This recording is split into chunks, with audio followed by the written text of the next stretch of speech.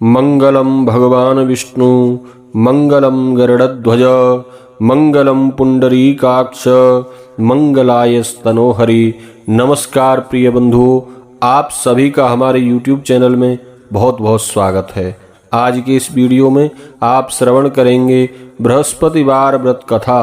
बंधुओं, देवगुरु बृहस्पति को बुद्धि और शिक्षा का कारक माना जाता है। गुरुवार को बृहस्पति देव की पूजा करने से धन, विद्या, मान, सम्मान, प्रतिष्ठा और कई अन्य मनोवांछित फलों की प्राप्ति होती है। धार्मिक ग्रंथों के अनुसार गुरुवार को भगवान बृहस्पति देव की पूजा का विधान है। गुरुवार के दिन व्रत और कथा सुनने से घर परिवार में सुख समृद्धि बनी रहती है। तो एक बार प्रेम से कहिए, बोलिए बृहस्पति देव भगवान की जय, विष्णु भगवान की जय। प्राचीन काल की बात है, किसी राज्य में एक बड़ा प्रतापी और दानी राजा राज्य करता था। वह हर गुरुवार को व्रत रखकर दीन दुखियों की मदद करके पुण्य प्राप्त करता था, परंतु ये बात उसकी रानी को अच्छी नहीं लगती थी। वह ना तो व्रत करती थी और ना ही दान पुण्य में विश्वास रखती थी। इतना ही नहीं, वह राजा को भी ऐसा करने से मना करती थी। एक समय की बात है, राजा शिकार खेलने के लिए वन में गए। घर पर रानी और दासी थीं। उसी समय गुरुदेव बृहस्पति साधु का रूप धारण कर राजा के दरवाजे पर भिक्षा मांगने आए। साधु ने जब रानी से भिक्षा मांगी तो वह कहने लगी, हे साधु महाराज, मैं इस दान पुण्य से बहुत तंग आ गई हूँ। आप कोई ऐसा उपाय बताइए जिससे कि मेरा सारा धन नष्ट हो जाए और मैं आराम से रह सकूं। इतना सुनकर बृहस्पति देव ने कहा, हे देवी, तुम बड़ी विचित्र हो। संतान और धन से कोई भला दुखी होता है? अगर अधिक धन है तो इसे शुभ कार्यों में लगाओ। कुंवारी कन्याओं का विवाह कराओ, विद्यालय और बाग बगीचों का निर्माण कराओ, जिससे तुम्हारे दोनों लोग सुधरें। परंतु साधु की इन बातों से रानी को खुशी नहीं हुई। उसने कहा कि मुझे ऐसे धन की आवश्यकता नहीं है जिसे मैं दान दूं और जिसे संभालने में मेरा सारा समय नष्ट हो जाए। तब साधु ने कहा, अगर तुम्हारी ऐसी इच्छा है तो मैं जैसा तुम्हें बताता हूँ तुम वैसा ही करना। गुरुवार के दिन तुम घर को गोबर से लीपना, अपने बालों को पीली मिट्टी से धोना, राजा से हजामत बनाने को कहना, भोजन में मांस मदिरा का प्रयोग करना, कपड़े धोबी के यहाँ धुलने के लिए देना। इस प्रकार 7 बृहस्पतिवार करने से तुम्हारा समस्त धन नष्ट हो जाएगा। इतना कहकर साधु के रूप में बृहस्पति देव अंतर ध्यान हो गए।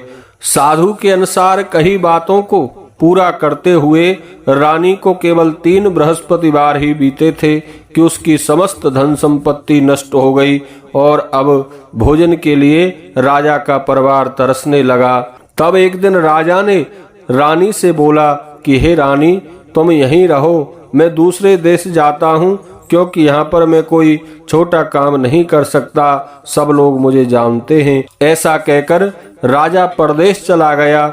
वहाँ वह जंगल में लकड़ी काट कर लाता और शहर में बेचता। इस तरह वह अपना जीवन व्यतीत करने लगा। इधर राजा के परदेश जाते ही रानी और दासी दुखी रहने लगीं। एक बार जब रानी और दासी को 7 दिन तक बिना भोजन के रहना पड़ा तो रानी ने अपनी दासी से कहा, हे दासी, पास ही के नगर में मेरी बहन रहती है। वह बड़ी धनवान है। तू उसके पास जा और कुछ लेकर आ ताकि थोड़ी गुजर बसर हो सके। दासी रानी की बहन के पास गई। उस दिन गुरुवार का दिन था और रानी की बहन उस समय बृहस्पतिवार की व्रत कथा सुन रही थी। दासी ने रानी की बहन को अपनी रानी का संदेश दिया, लेकिन रानी की बड़ी बहन ने कोई उत्तर नहीं दिया। जब दासी को रानी की बहन से कोई उत्तर नहीं मिला तो वह बहुत दुखी हुई और उसे क्रोध भी आया। दासी ने वापस आकर रानी को सारी बात बता दी। यह सुनकर रानी ने अपने भाग्य को कोसा। इधर रानी की बहन ने सोचा कि मेरी बहन की दासी आई थी, परंतु मैं उससे नहीं बोल सकी, इससे वह बहुत दुखी हुई होगी। कथा सुनकर पूजा समाप्त करके वह अपनी बहन के घर आई और कहने लगी, हे बहन, मैं बृहस्पतिवार का व्रत कर रही थी।